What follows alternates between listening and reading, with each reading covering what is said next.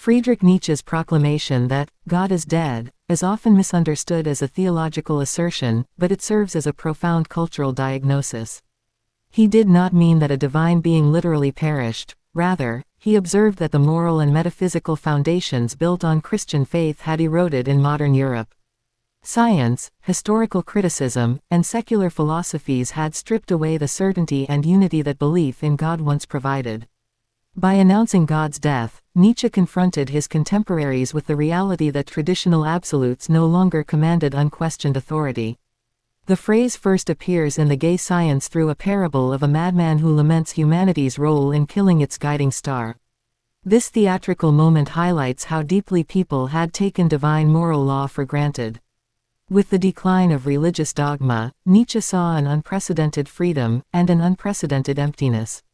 No longer could Europeans rely on a transcendent standard to dictate right and wrong. The old scaffold for values had collapsed, leaving individuals adrift in moral ambiguity.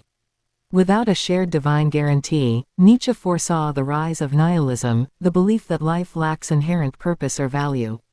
Left unchecked, this void breeds despair, apathy, or the seductive promise of ideologies that claim to restore order through power or conformity.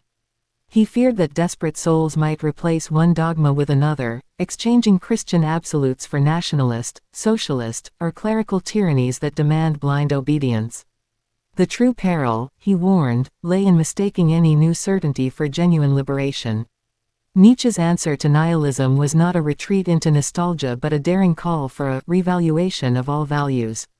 He envisioned the Übermensch, one who forges personal meaning in a godless cosmos through the creative exercise of the will to power. Instead of mourning the divine's absence, this individual affirms life's struggles and crafts values as works of art. In Nietzsche's view, the highest task of humanity is to transform the emptiness left by God's death into a workshop for self-overcoming and imaginative reinvention. Ultimately, God is dead functions less as a statement of loss than as a challenge. Nietzsche urged us to choose between sinking into nihilism or embracing the responsibility to build new foundations for meaning.